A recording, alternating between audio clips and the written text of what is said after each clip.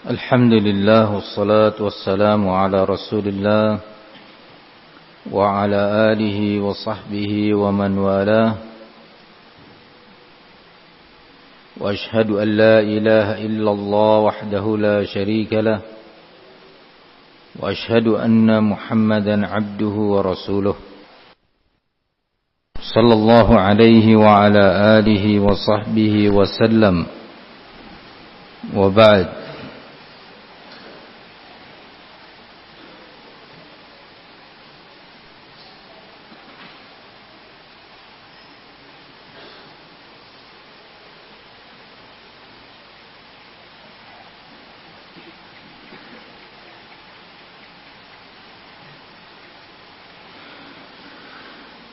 Kita dalam pembahasan tujuan dan maksud keempat dari disyariatkannya amalan al-hajr.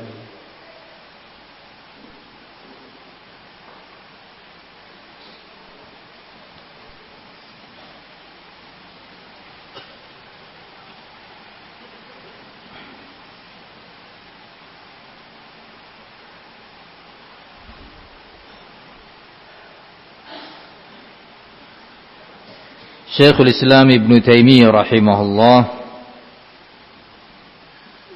ditanya dengan sebuah pertanyaan. Qala wa su'ila rahimahullah an qawlihi sallallahu alaihi wasallam. Beliau Syekhul Islam ditanya tentang sebuah hadis. Demikian si penanya mengatakan tentang sebuah hadis. La ghibata li fasiq. Tidak berlaku hukum ghibah, larangan ghibah bagi pelaku kefasikan. Wa ma haddul fisq, dan apa definisi atau batasan al-fisq, kefasikan itu. Wa rajulun syajara rajulaini, dan tentang seseorang yang berselisih tentang dua jenis orang, tentang dua jenis manusia. Ahaduhuma syaribu khamrin au jalisun fis syurbi au akilu haramin au hadiru ar-raqs au is-sama' lid-duffi au is-shabbabah. Fahal ala man lam yusallim alaihi ismun? Ditanya tentang dua jenis pria. Yang pertama suka minum khamr, pemabuk.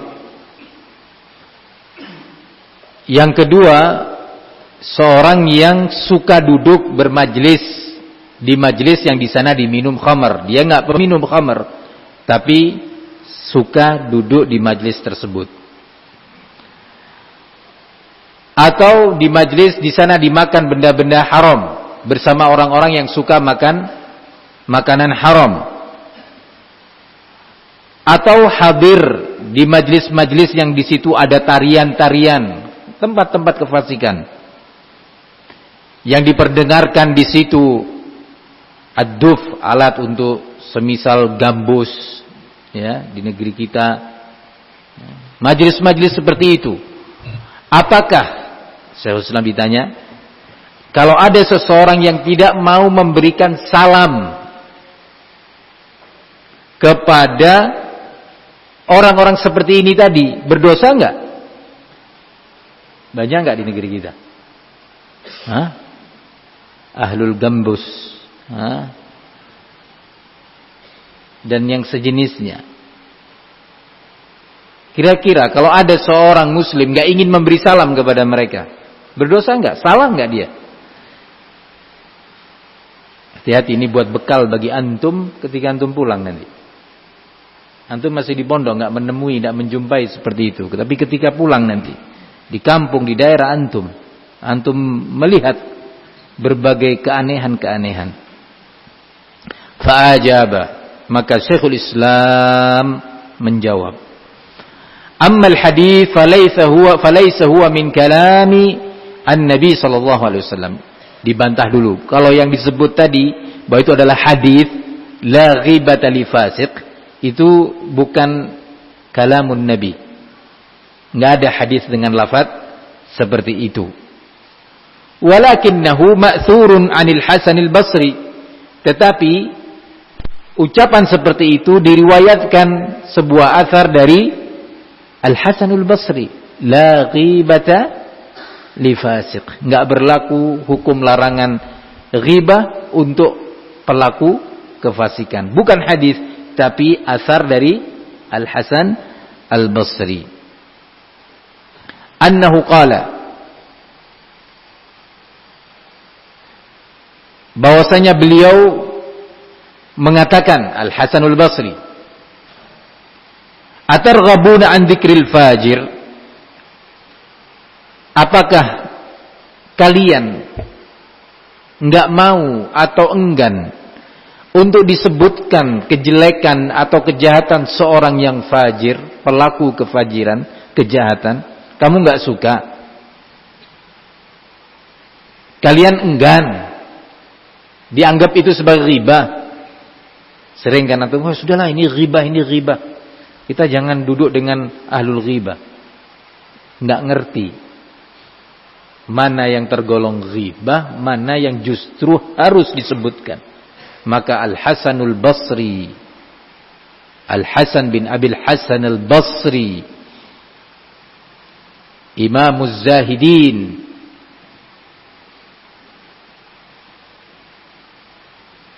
qala udhkuruh bima fihi yahdharu an-nas.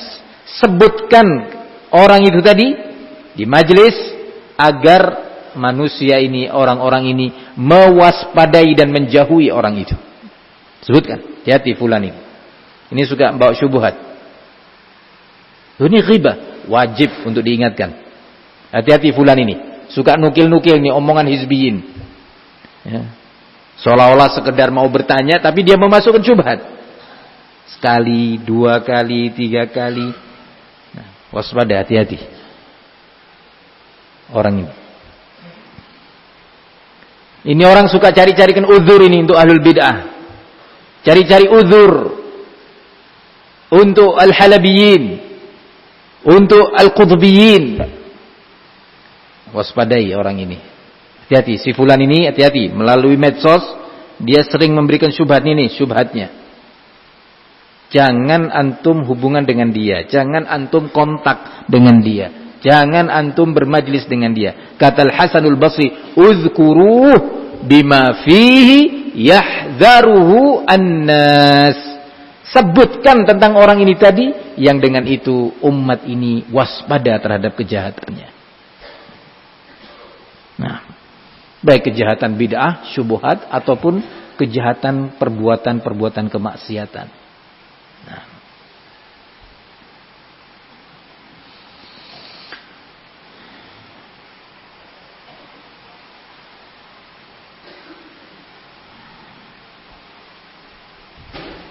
qala al-Imam Ibnu al-Qayyim, atau sebelum itu kesimpulan dari athar Al-Hasanul Basri dalam jawaban Syekhul Islam adalah apa? Bahwa al-hajr di antara tujuannya untuk apa? Nasihat. Kalau yang sebelumnya bahwa al-hajr itu mengandung mana? Ingkar, mungkar. Kalau sekarang nasihat, agar manusia waspada, agar manusia sadar, agar umat ini enggak terjebak.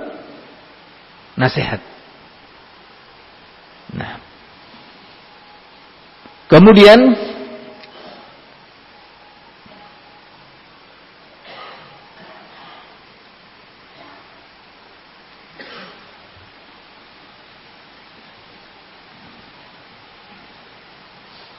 Syekhul Islam mengatakan dalam kitabnya Minhajus Sunnah, wa kadzalika bayanu ahli ilmi liman ghalita fi riwayatin 'anil nabiy sallallahu alaihi wasallam aw ta'ammada al-kadhiba alaihi aw 'ala man yanqulu anhu al-ilma Wa kadzalika bayanu man ghalita fi ra'yin ra'ahu fi amri ad-din min al-masail al-ilmiyyah wal 'amaliyyah. Demikian pula penjelasan para ulama tentang para perawi-perawi yang salah dalam periwayatan. Dijelaskan, fulan salah dalam periwayatannya dari sini. Fulan keliru dia. Ini bagian daripada nasihat, bukan bagian daripada ghibah. Atau penjelasan kepada umat tentang beberapa perawi yang sengaja berdusta atas nama Nabi. Nah, penting untuk dijelaskan kepada umat melalui tulisan, melalui buletin, melalui majalah, melalui audio, melalui ceramah. Penting untuk dijelaskan. Nah, begitu pula penjelasan para ulama tentang seorang alim yang salah dalam pendapatnya, baik dalam permasalahan ilmiah atau amaliyah, dalam permasalahan ilmu murni atau dalam permasalahan amaliyah. Berfatwa salah, jelas-jelasan bertentangan dengan dalil, maka wajib dijelaskan sebagai bentuk apa? Nasihat bagi umat, agar umat tidak bertaklid mengikuti jejak kesalahannya tersebut. Atau salah dalam amaliyah, praktek amaliyahnya salah, umat mengira itu sebuah kebenaran, nggak boleh dibiarkan. Oh, janganlah, nggak enak ini dijelaskan gini antum ini. Loh, ini yukhaliful hadis. Ini salah. Ulama mengatakan demikian. Nih, penjelasan para ulama. Apa yang dia sebutkan itu berdasarkan atau bersandar kepada hadis yang dhaif, dilemahkan oleh pakar hadis. Wajib dijelaskan. Salah. Ini bagian daripada nasihat buat umat. Kalau dibiarkan, dia bukan seorang penasehat. Dia bukan orang yang cinta kepada umat. Dia berkhianat kepada umat. La yu'minu ahadukum hatta yuhibba li akhihi ma yuhibbu li nafsihi. Tidaklah beriman salah seorang di antara kalian sampai dia mencintai, menginginkan kebaikan untuk saudaranya seperti yang dia inginkan untuk dirinya. Dia nggak ingin untuk dirinya beramal dengan amaliyah yang salah. Jelaskan pada umat. Umat juga harus selamat dari itu. Nah. Oh, itu Ustaz menyampaikan itu dalam rangka saingan, iri, urusan iri dia dengan Allah. Apa urusan antum dengan hati dia? Antum nilai ucapannya benar nggak? Hujahnya dia benar nggak? Urusan dia iri, dengki, ada persaingan, urusan dia sama Allah. Apakah kemudian karena si penasehat itu didorong oleh rasa iri dan dengki, kemudian kita menolak mentah-mentah hujahnya? La. Dengki dan irinya urusan dia dengan Allah. Tapi al-haq yuqbal min haitsu jaa.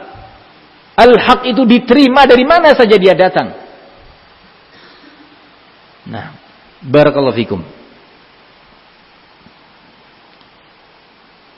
Qala fahadha idza takallama fihi al-insanu bi'ilmin wa 'adlin wa qasada an-nasiha fallahu ta'ala yuthibuhu 'ala dhalik.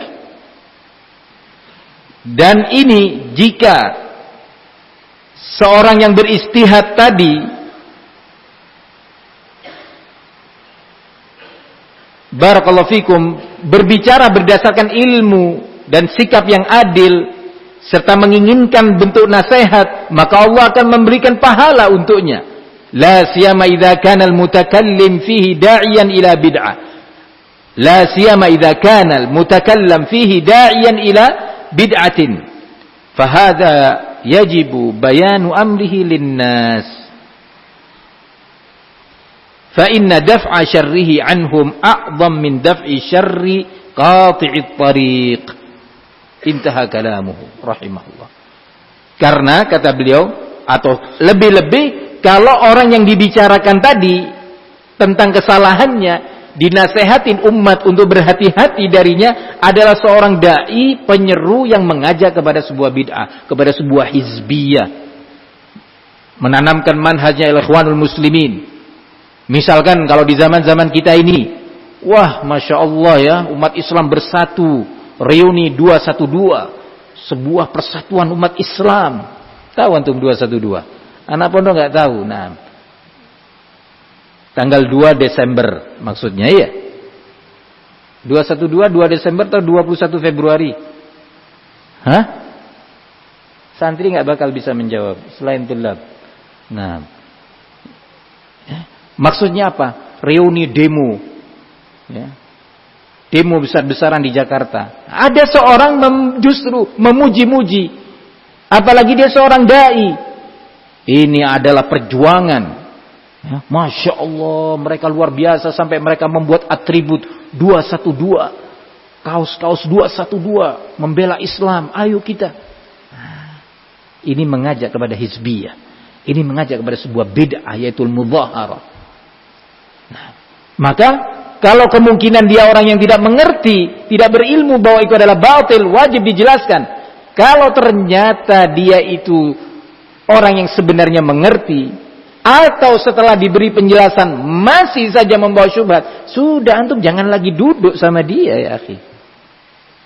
Duduk bermesraan ke sana kemari sementara dia pembawa dan penjajah syubhat. Enggak ya Ustaz, dalam rangka menasihatin. Menasihatin bukan dengan cara seperti itu. Ente kasih tulisan, antum kasih audio, enggak mengharuskan antum bersama dengan dia. Antum yakin antum bisa selamat? Jangan-jangan sudah masuk penyakitnya dia ke hati antum.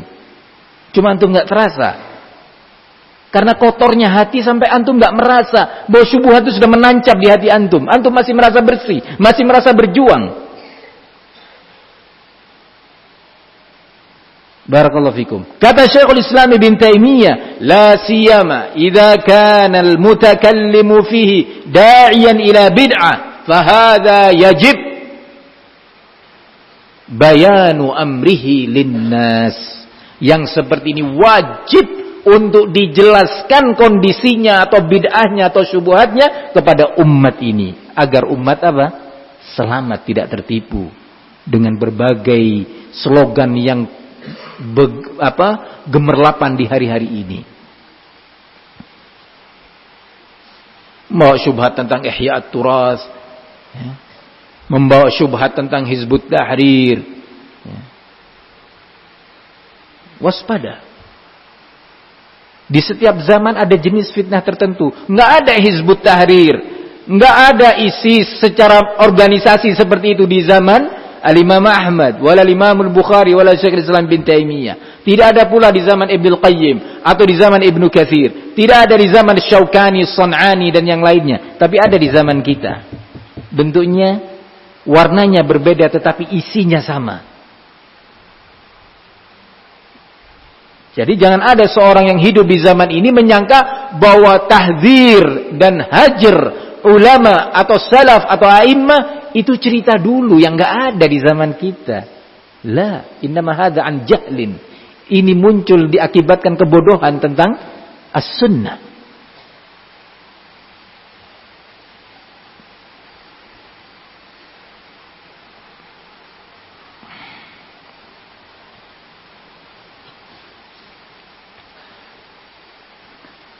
Fa inna daf'a syarrihi anhum a'zam min daf'i syarri qati'it tariq. Karena sesungguhnya kata Syekhul Islam, upaya untuk mencegah dan menjauhkan umat dari kejahatan, kejelekan orang tadi lebih agung, lebih besar nilainya dibandingkan mencegah bahaya para perampok terhadap umat ini.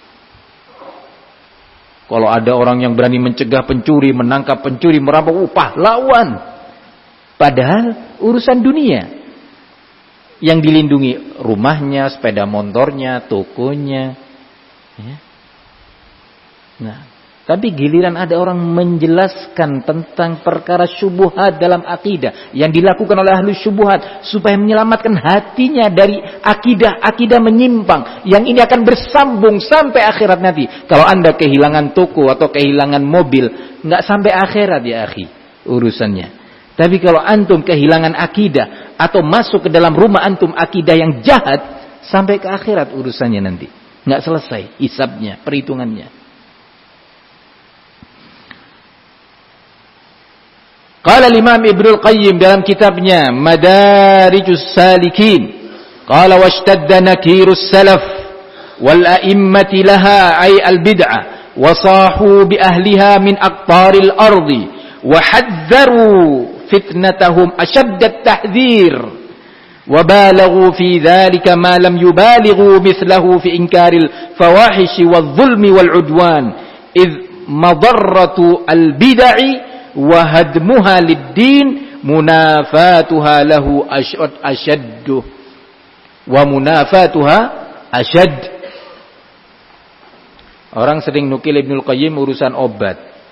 Ibnul Qayyim pintar Tibbun Nabawi. Disebutkan dalam kitabnya Ibnul Qayyim bagaimana cara menggunakan habbatus sauda. Ya akhi, ya itu ilmu. Tapi antum sibuk sana belajar herbal sana herbal sini, nukil Ibnul Qayyim, Syekhul Islam dan yang lainnya urusan herbal. Habis waktu antum. Kapan antum mau bicara obat penyakit syubhat yang ada dalam hati antum dan hati umat ini? Yang disebutkan oleh Ibnul Qayyim, disebutkan oleh Ibnul Jauzi, disebutkan oleh Al-Imam Syekhul Islam Ibn Taimiyah dan yang lainnya. Kapan? Nah, barakallahu fikum. Perhatikan ini Ibnul Qayyim dalam kitabnya Madarijus Salikin mengatakan, ishtadda nakirus salafi wal a'immati laha. Sungguh sangat keras pengingkaran ulama salaf dan para ulama sesudahnya terhadap bid'ah. Wasahu bi ahliha min aqtaril ard, dan mereka menjerit sekeras suara dalam mentahdzir ahlul bid'ah dari berbagai penjuru bumi ini. Wahadzaru fitnatahum asyaddat tahdhir, dan ulama salaf wala imma mentahdzir umat dari bahaya fitnah mereka, fitnah penyimpangan mereka. Asyaddut tahdhir, tahdhir yang sekeras-kerasnya. Wa balaghu fi dzalika, dan mereka benar-benar serius dalam perkara itu. Malam yubalighu mithlahu fi inkaril fawahish wadh-dhulm wal-'udwan, yang mereka keseriusan ulama dalam mengingkari dan kesyubuhat serta bid'ah serta menjelaskan bahayanya kepada umat tidak seperti keseriusan mereka dalam mengingkari kemaksiatan syahwat, kezaliman yang terjadi antar hamba dalam urusan dunianya, hak masing-masingnya, tetap mengingkari, tetap menasihatin umat. Tapi keseriusan dan kesungguhan mereka di bidang ini jauh lebih serius. Kata siapa? Al-Imam Ibnul Qayyim rahimahullah dalam kitabnya Madarijus Salikin. Jilid pertama halaman 372. Dan semisal ini Ibnul Qayyim menegaskan dalam kitab As-Sawa'iqul Mursalah. Jilid ketiga halaman 821. Kenapa sebabnya ulama serius dalam perkara ini? Karena madarratul bid'ah, bahaya dan efek negatif yang disebut yang dimunculkan dari bid'ah adalah hancurnya agama ini. Mereka bertentangan dengan perkara din lebih dahsyat dibandingkan efek negatif dan pertentangan yang dimunculkan oleh kemaksiatan. Dan semuanya jelek di sisi Allah. Semuanya adalah perbuatan yang dibenci oleh Allah Subhanahu wa ta'ala. Subhanallah, semisal dengan itu Al-Imam Ibnu Rajab Al-Hambali rahimahullah dalam kitabnya Al-Farqu Bainan Nasihati wat Ta'yir, perbedaan antara nasihat dengan celaan, beda. Ini judul kitabnya, topiknya ini. Di dalam kitab itu beliau menyatakan waqad balagha al-a'immatu al-wari'una fi inkar maqalatin dha'ifa li ba'd al-ulama wa raddiha ablagh radd kama kana al-imam Ahmad yunkir ala Abi Thawr wa ghairihi maqalat dha'ifah tafarradu biha wa yubalighu fi raddiha alaihim hadha kulluhu hukmu adh-dhahir. Kata Imam Ibn Rajab Al-Hambali dalam kitabnya Al-Farqu Bainan Nasihati wat Ta'yir, juz ketiga halaman 468, beliau mengatakan para ulama, para a'immah yang wari'un, yang memiliki sifat wara'. Tahu wari'un? Sekali lagi ini penting. Ibnu Rajab menegaskan sifatnya ini. Ulama-ulama yang memang jangankan perkara yang makruh. Kalau kita mungkin kita teliti masih ada perkara-perkara haram yang kita kerjakan. Tingkatan lebih tinggi dari itu orang-orang yang berusaha menjauhi perkara-perkara yang makruh dia tinggalkan, dia jauhin. Kalau al-wari', seorang yang wari', yang perkara mubah-mubah saja dia tinggalkan demi tidak menyibukkan dia dari perkara mustahab. Demi tidak menyibukkan dia dari perkara yang disukai dan dicintai Allah Subhanahu wa taala. Ini mubah, dia tinggalkan. Nah. Kata al-Imam Ibn Rajab rahimahullah, balagha al-a'immatu al-wari'un fi inkar maqalatin dha'ifah li ba'd al-ulama wa raddiha ablagha radd. Dan para ulama yang wara' itu tadi sangat serius, memiliki perhatian yang sangat tinggi dalam hal mengingkari berbagai akidah-akidah dan pendapat-pendapat yang lemah, yang menyimpang, ya, dan membantah itu semua. Ikhwani fid din, azzani Allah iyyakum. Kenapa? Dalam rangka nasihat buat umat.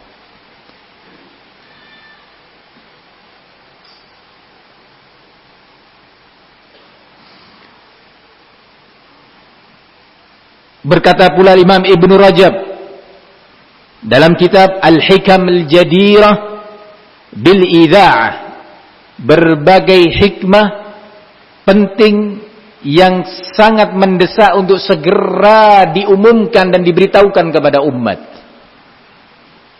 Dalam kitab ini, juz yang keempat halaman 221 hingga 222,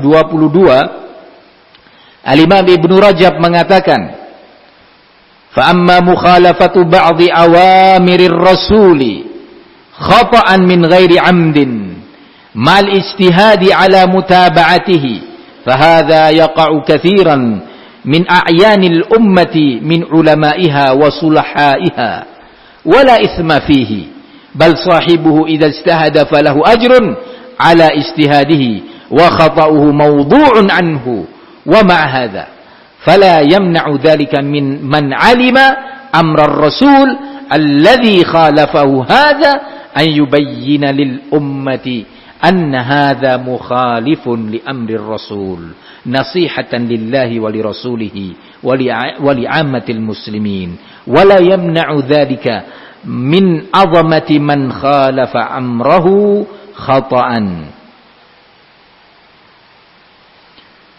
Kata Imam Ibn Rajab,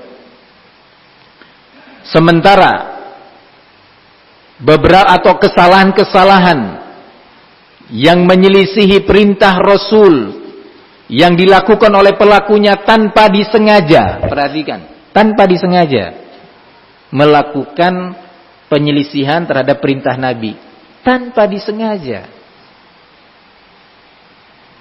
Tetapi itu terjadi baik dalam bentuk fatwa atau dalam bentuk perbuatan, terjadi karena ijtihad. Namun dia sendiri orang yang sangat serius untuk melakukan mutaba'ah, mengikuti dan meneladani Rasul sallallahu alaihi wasallam. Perhatikan baik-baik ya. Bukan dari ahlul bid'ah ini. orang-orang yang memang punya semangat tinggi untuk mengikuti sunnah. Namun ada waktu tertentu atau permasalahan-permasalahan tertentu, pendapat dia menyelisih sunnah. Atau amalia yang dia lakukan menyelisih sunnah, tanpa disengaja. Berarti ini pelakunya seorang yang fadil.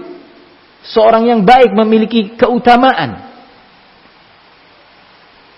Maka kata Al-Imam Ibn Rajab, yang seperti ini yaqa'u katsiran min a'yanil ummah, sering terjadi dari para tokoh-tokoh umat ini dan dari para ulamanya atau orang-orang soleh di tengah umat ini.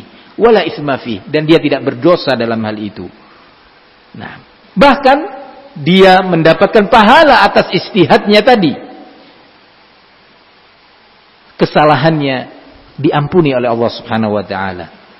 Namun bersama ini, kata Imam Ibnu Rajab, perhatikan, bersama ini tidaklah kondisi ini, kondisi dia seorang yang alim, seorang yang senang kepada sunnah, kemudian salah tanpa disengaja. Tidaklah hal ini dan kondisi ini mencegah seseorang yang mengetahui dengan ilmu bahwa itu telah menyelisih perintah Nabi atau sunnah Nabi, tidaklah mencegah dia untuk menjelaskan kepada umat bahwa apa yang dilakukan oleh alim tadi atau fatwa alim tadi menyelisihi sunnah Nabi sallallahu alaihi wasallam sebagai bentuk nasihat. Karena Allah, sebagai bentuk nasihat yang mencocoki sunnah Nabi dan sebagai bentuk nasihat untuk umat secara umum.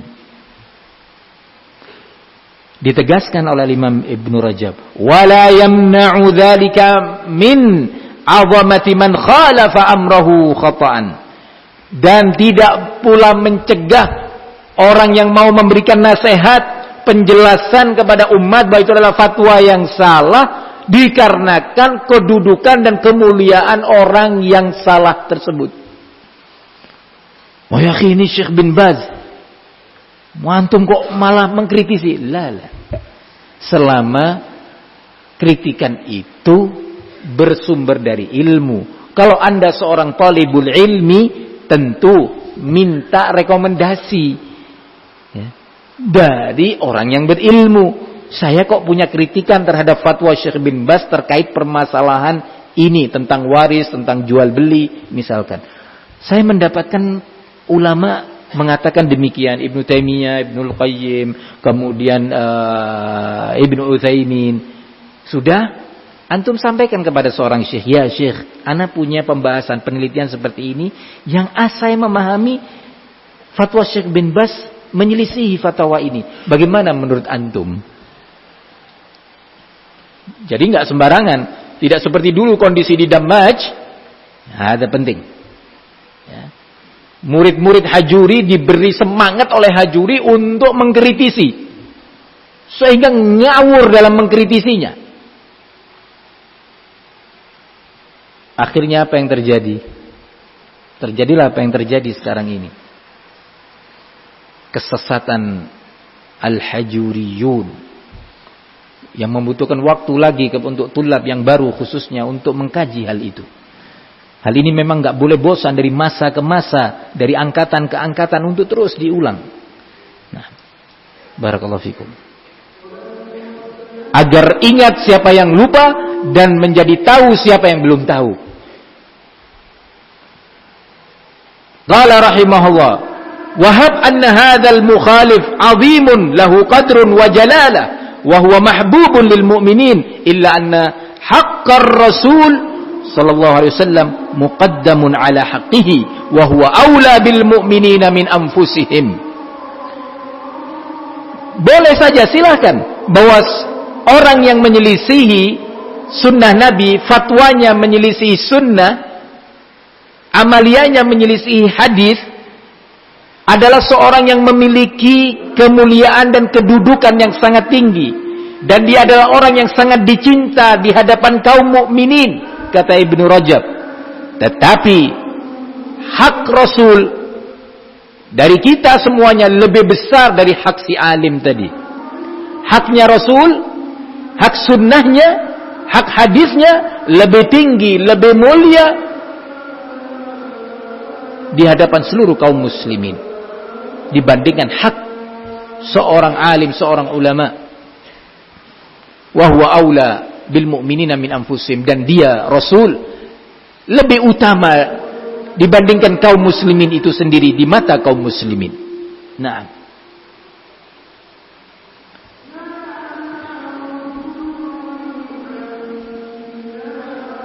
fal wajib ala kulli man balaghahu amrur rasul wa arafahu an yubayyinahu lil ummah wa yansaha lahum wa ya'murahum bittiba'i amrihi wa in khalafa dhalika ra'ya 'azimil ummah fa inna amrar rasul alaihi salatu wassalam ahaqqu an yu'azzam wa yuqtada bihi min ra'yi mu'azzamin qad khalafa amrahu fi ba'dil asya'i khata'an.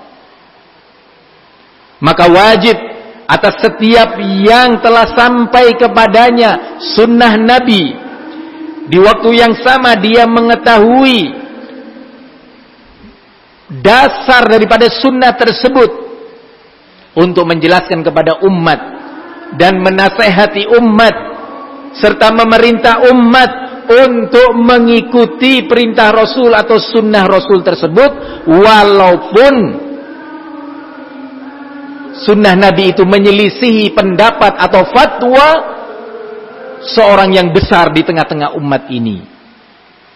Karena sesungguhnya perintah atau sunnah Rasul lebih pantas dan lebih berhak untuk lebih dimuliakan dan diikuti, diamalkan dibandingkan ra'yu atau pendapat, fatwa seorang yang agung atau diagungkan di tengah umat ini, yang telah menyelisihi sunnah Nabi sallallahu alaihi wasallam tersebut, karena dia salah dalam hal itu. Fatwanya salah berdasarkan kepada hadis yang lemah atau maudhu dan seterusnya.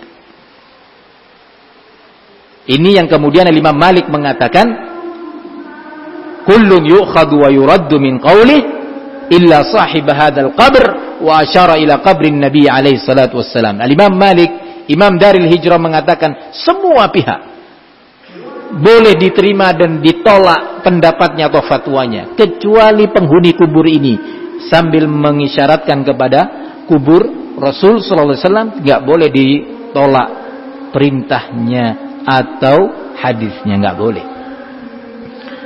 Demikian Al-Imam Ibnu Rajab rahimahullahu taala menjelaskan.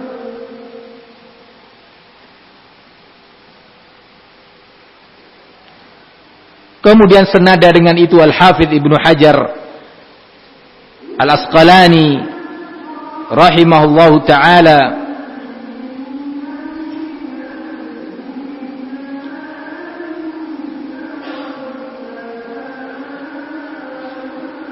senada dengan itu pula Al-Imam Ibnu Muflih dalam kitabnya Al-Adabus Syar'iyyah, di mana beliau meletakkan sebuah pasal di sana dengan judul Faslun fi wujubi ibtalil bid'il mudillah wa iqamatil hujjah ala butlanihi. Fasl tentang wajibnya untuk membantah bid'ah yang menyesatkan dan kewajiban menegakkan hujjah, ilmu dan dasar atas kebatilannya tersebut. Ini adalah tujuan keempat dari diamalkannya al-hajr, yaitu nasihat buat al-ummah. Naam, barakallahu fikum. Al-maqsadul khamis, tujuan yang kelima, ruju'ul mahjur an khata'ihi, rujuknya orang yang dihajar ini kepada atau dari kesalahannya, rujuk kepada kebenaran. Ini harapan dan tujuan diterapkannya hajar yang kelima. Kenapa dihajar? Supaya tobat. Kenapa disikapin? Supaya dia sadar bahwa apa yang dia ucapkan selama ini, apa yang dia lakukan ini adalah sebuah kesalahan yang berbahaya. Hakeza. Kalau tanpa diterapkan hajar ini, sungguh Anda telah melecehkan salah satu syariat Islam yang penting, dan dengan itu Anda telah melobangi dinding kokoh Islam ini untuk masuknya berbagai kemungkaran melalui lobang tersebut. Anda pengerusak. Nah, insya Allah dalam kesempatan berikutnya kita akan baca tujuan yang kelima ini. Biidznillah ta'ala wa sallallahu wasallam wa barak ala nabiyina Muhammad wa ala alihi wa sahbihi wa sallam walhamdulillahi rabbil alamin.